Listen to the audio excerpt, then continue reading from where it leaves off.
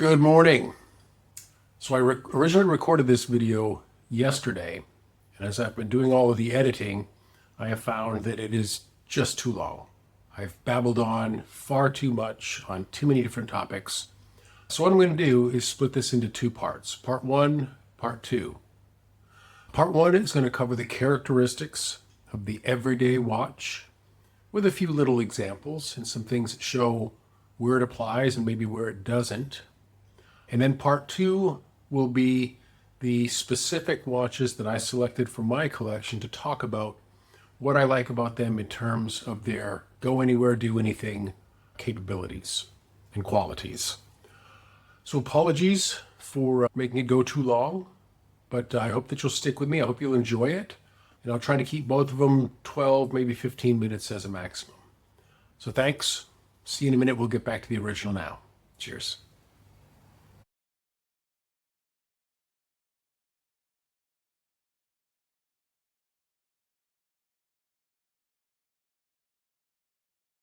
Good morning. I'm Tom. Welcome back to Global Time Traveler. Today, we are going to talk about the go anywhere, do anything style of everyday watch. Some of my favorites. Of course, I'm a big fan of pretty much every style of watch, from dress watch to complete tool watches. But today we're going to focus on those ones that I can wear every day, from beach to the office to evening wear, that fit in with all types of outfits, all types of situations, all types of scenarios. But first, I did want to give a quick shout out to TGV. Just watched his video the other day, The Urban Gentry, and a lot of it had to do with his mom's health.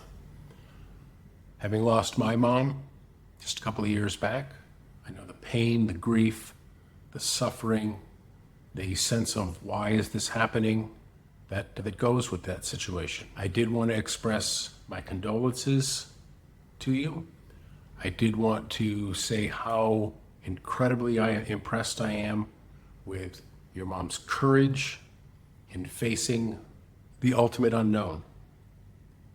So to you, I wish you well, I wish you strength, and as always, I hope that you're happy and well, and this period of grief passes, and you live with the memory of all the great stories that you have shared about your relationship with your mom through your life. Best wishes, TGV. All right, so for today, I am wearing my brand new Wise ADX 110 True GMT. So this is Wise from Thailand. Look them up under Wise timepieces. This was about $600-700, something like that. Very reminiscent of the Bruce Wayne from the Rolex catalog. You see it's got a black dial, a black and gray bezel, unidirectional 120 click. It's got a Miyota 975 True GMT movement, and I'm very happy with this. Comes on an easily adjustable bracelet, toolless to remove and replace links, and overall real happy with this watch. So let's get into the watches. We're going to start with characteristics, in my opinion, of what makes for a good everyday watch. Thanks for joining me. I hope you'll stick around. So this discussion today is going to focus on a big, broad overview, or what I'll call a high altitude perspective on these watches. For details, I've covered a lot of them in previous videos. I'll have a link at the end as well as in the description, so you can go take a look at that if you've got the time and the inclination to learn a little bit more about these watches in my discussion about why I like them and what I find to make them a good value for myself. For you, that's up to you. Your own opinions matter. But if you wanted to see what I think about it, those videos are available. So as far as everyday watches, the Gada watch, probably the first criteria is the size. It really needs to be that Goldilocks just right. Not too big, not too small, not too slim, not too fat, but just right. So most of these, for me, with my size wrist, are somewhere between 39 and 41 millimeters. That 39 to 40 is just about perfect. For others, it may be a little bit smaller. Some people may be able to use a 36 and find that to be just fine. I find a 36 to be too small. In fact, I've got a Korono Tokyo right now that I purchased. Great watch, fabulous styling, nice finish, very nice piece. But on my wrist, it is simply too small. I look at that, I could probably get away with that under a dress cuff. But as an everyday watch in a t-shirt or a polo shirt, probably not going to fit my particular look. Alternatively, I've also got an IWC 7-day. And that, at 44 millimeters, is a little bit big. So I find, for me, again, like I said, that trade-off is 40-ish millimeters, about 12 millimeters in thickness, so that it can indeed slide underneath a dress shirt cuff. The second criterion that I think about is the complexity of the dial. So when you look at it, is it plain, is it tool-like, or is it something that maybe is a little bit too dressy for use every day? A couple that I have in mind, my Oris, even though it is a triple calendar, I find that to be legible enough and of a level of complexity that is usable on an everyday basis. Nice watch. Conversely, while this is an excellent piece and I absolutely love it, and when I wear it and go out, it gets compliments and questions and conversation from many people, and that is Venezianico. If you look at that dial, it's got a portion of Venice San Marcos Square with that offset hour and minute hands, and it is beautiful. But it's probably a little bit too dressy for use every single day. Contrast that with an Ascent or some of the other pieces that we're going to talk about today. Those are just a little bit more kind of mainstream for everyday use. So third, let's take a look at the style or the design or the functionality of a particular piece. So right now, I've put on a Citizen. So this is a very basic, simple Citizen watch on a bracelet that could be used every single day. Contrast that with my Monroe Ocean Adventure as a diver with a pretty big thickness and size, great functionality, nice design, but probably not something that I would wear out for dinner in the evening. Additionally, we talked about the Engelmann on the Flieger watches. Clearly great functionality and legibility, but a little bit too tool watch. Then the other end of the scale, we could look at my Crater Coué. Very, very nice watch. Porcelain dial, beautiful spring drive movement, but a little too dressy for, say, going to the pool while on holiday. So these don't really meet my criteria under the design and style for that everyday watch. So let's touch upon some of the other elements. You'll see on the slide, they're all listed out, but I'm not going to show individual examples of each of these. Let's start with finishing. A watch that is completely highly polished is probably a little bit too dressy. One that is completely brushed or bead blasted, probably a little bit too much of a tool finish. There are exceptions to that, however. There are titanium watches that are bead blasted that are absolutely perfect for every single day. Typically, however, we look at a mix between brushed and polished elements.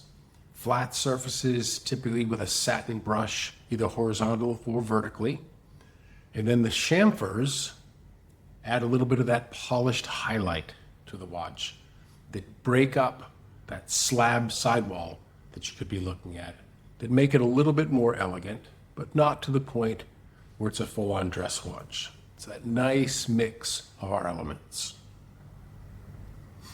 The crystal, ideally, it's a sapphire crystal. It needs to have anti-reflective coating.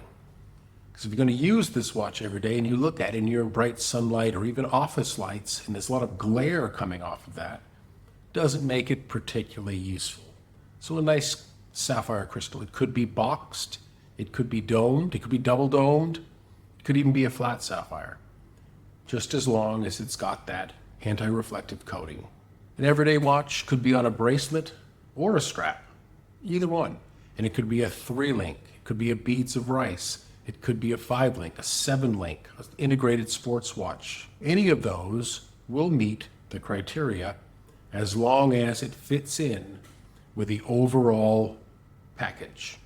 Now, there are some beads of rice bracelets that maybe are a little bit more dressy. Some of the Milanese mesh bracelets, again, a little bit on the dressy side. I love my Bowcroft signatures, but they come on a mesh bracelet, makes them a little bit more dressy. So I'm happy to use those in the evenings.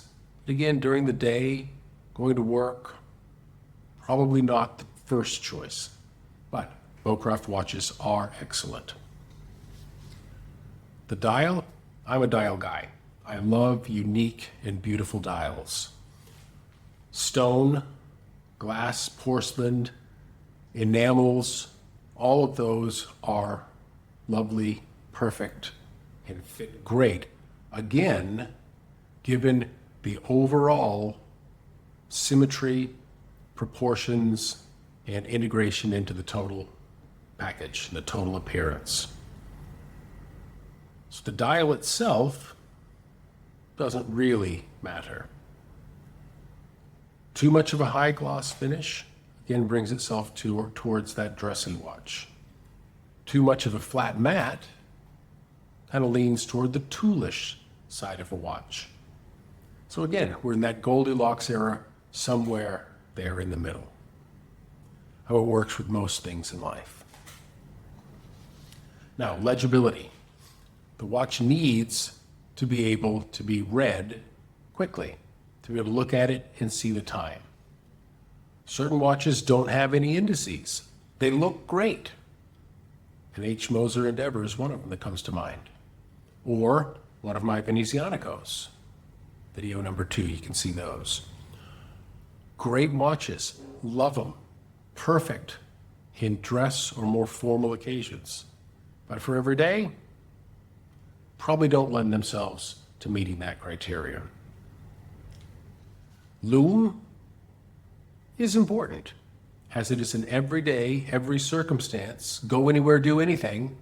I need to be able to read that in periods of reduced illumination, reduced light, nighttime. Too much lume, again, probably lends itself more towards that diver tool watch, one that I'm going to be using in extreme darkness where I need to be able to see it immediately with no question whatsoever. Too little lume or no lume whatsoever, well, that doesn't really make it useful for me at night. Great during the day, but not so much in darkness. So again, a nice balance between those two. I like in an everyday watch, case hardening. So whether it is a second hour or one of the other brands that do case hardening, I think that's an advantage. It's not a showstopper. It is not the number one criterion for that everyday watch, but it does help me to keep that watch in good looking, pristine condition, avoiding scratches, avoiding dings, that you might be a little bit more susceptible with a 316L steel or a highly polished 904L, whether it be a Rolex or a Wise, or other brands that happen to use that same alloy of stainless steel. Now the movement, the heart and soul of that watch, also is an important consideration. It needs to be reliable It needs to be a workhorse. It needs to have a power reserve. And ideally, it's probably an automatic.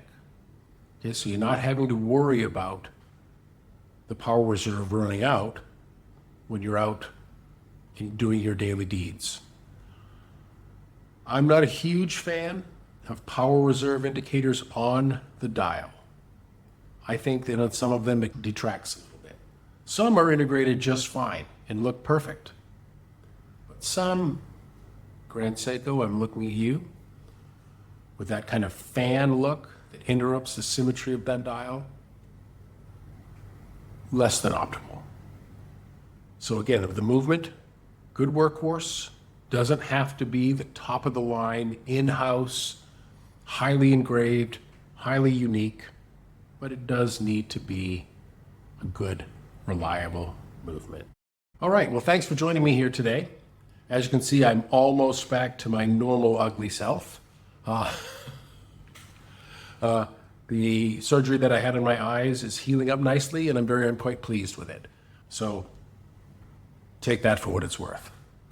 Anyway, for those Gada watches, like we said in the beginning, there is a myriad of options, a myriad of choices, multiple brands that have offerings that all meet that criteria with honors.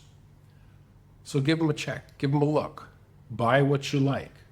I've got some honorable mentions that I'm showing on the slide, ones that are on my wish list, ones that I may be considering and may actually put down my money on those in short order. So thanks again. I hope that you enjoyed it. I had a good time as usual as I entertained myself. And I do hope that you'll join me again. I've got a segment on dive watches coming up that I think will be interesting. I've got a segment on wise watches from Thailand that's coming. So I'm working on the graphics and the photography and the video for that. And as you can tell, I'm not an expert at this, so it takes me a while to put something together. Hopefully you find it entertaining and enjoyable. If you've stayed with me this long, thank you. I hope you can like or subscribe. If not, that's okay. I'm not offended. All right, I'll see you again next time. Again, I'm Tom, Global Time Traveler. Be well, take care, be healthy. And as I like to say, when in doubt, be kind.